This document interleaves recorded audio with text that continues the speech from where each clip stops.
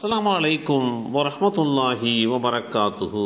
சையதுனா Abu Dujana ரலியல்லாஹு அன்ஹு, அனஸ் இப்னு மாலிக் ரலியல்லாஹு அன்ஹு அவர்கள் கூறினார்கள்,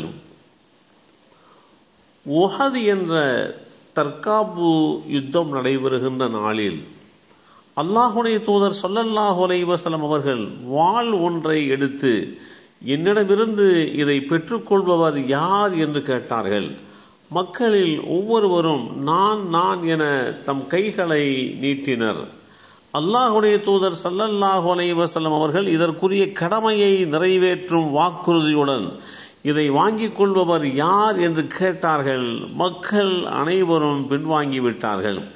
அப்போது அபூ துஜானா ரலியல்லாஹு அன்ஹு அவர்கள், நான் அதற்குரிய கடமையை நிறைவேற்றும் வாக்குறுதியுடன் இதை வாங்கிக் கொள்கிறேன் என்று கூறி அதை பெற்று சென்று எதிரணியிலே இருந்த எதிரிகளை அவர்களுடைய மண்டையை பிளந்தார்கள்.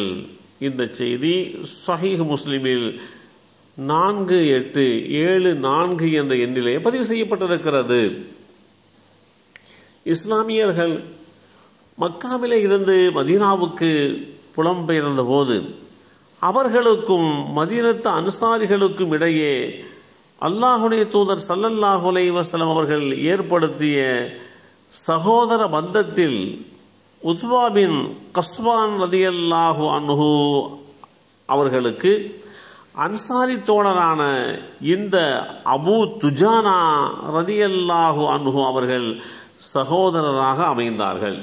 தலை சிறந்த இரு தோழர்களுக்கு இடையே அழகிய உறவு உருவானது. பத்ர் என்கின்ற தற்காப்பு யுத்தத்திலே கலந்து கொள்ளும் போது அந்த அடையாளத்தை தமக்கு அமைத்து கொண்டு செயல்பட்டவர்கள் அபூ துஜானா ரலியல்லாஹு அன்ஹு அவர்கள். அதற்கு பின்பாக உஹத் என்ற தற்காப்பு யுத்தத்திலே அவர்கள் ஆற்றிய பங்கு அவர்களுடைய வீரத்தின் பெரும் பெருமையை தெளிவுபடுத்தி காட்டியது. உஹத் என்ற தற்காப்பு யுத்தத்திற்காக ஆயத்தங்களை செய்துவிட்டு படையினருக்கு தெளிவான கட்டளைகளை அல்லாஹுடைய தூதர் ஸல்லல்லாஹு அலைஹி வஸல்லம் அவர்கள் பிறப்பித்தார்கள். அவர்களது பேச்சு தோழர்களுக்கு மிகப்பெரிய ஆர்வத்தை ஊட்டியது. அல்லாஹுடைய தூதர் ஸல்லல்லாஹு அலைஹி வஸல்லம் அவர்களிடம் கூர்மையான ஒரு வாள் இருந்தது. அந்த வாளைத்தான் அபூ துஜானா ரலியல்லாஹு அன்ஹு அவர்கள் பெற்றுக்கொண்டு அந்த தற்காப்பு யுத்தத்திலே மிகச்சிறந்த முறையிலே அவர்கள் அல்லாஹுடைய தூதரை பாதுகாக்கக்கூடிய அந்த பணியிலே ஈடுபட்டார்கள். நான் தான் அபூ துஜானா என்று முழங்கிவிட்டு தொடர்ந்து எதிரிகளுடைய அணியை கிழித்து கொண்டு முன்னேறிய பெருமை அபூ துஜானா ரலியல்லாஹு அன்ஹு அவர்களுக்கு உண்டு.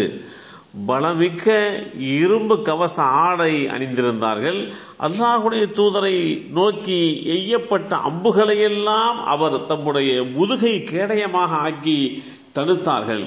அன்றைய போரில் அபூ துஜானா அவர்களுடைய பங்கிற்கு பின்னர் அல்லாஹுடைய தூதர் ஸல்லல்லாஹு அலைஹி வஸல்லம் அவர்கள் உரைத்த அந்த வாசகம் ஒன்றே அவர்களுடைய அந்த தீர செயலுக்கு உண்டான அடையாளமாக பார்க்கப்பட்டது. சில ஆண்டுகளுக்கு பின்னர் நடைபெற்ற ஹைபர் என்கின்ற தற்காப்பு யுத்தத்தின் போது அபூ துஜானா ரலியல்லாஹு அன்ஹு அவர்களுடைய பங்களிப்பு குறித்து மிகச்சிறந்த ஒரு அடையாளத்தை உருவாக்கி தந்தார்கள் என்பதையும் நபிமொழி தொகுப்புகள் தெளிவுபடுத்தி காட்டுகிறது.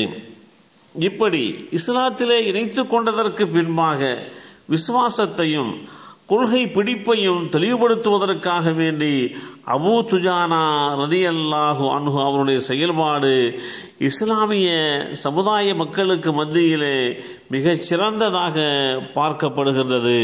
எல்லாம் வல்ல அல்லாஹு தஆலா அபூ துஜானா ரலியல்லாஹு அன்ஹு அவர்களுடைய வாழ்வியல் உண்மைத்தன்மையை புரிந்து கொண்டு படிப்பினை பெறுகின்ற நல்லோர்களாக நம்மையும் நம் சந்ததிகளையும் அல்லாஹ் ஆக்கி தந்தல் புரிவானாக.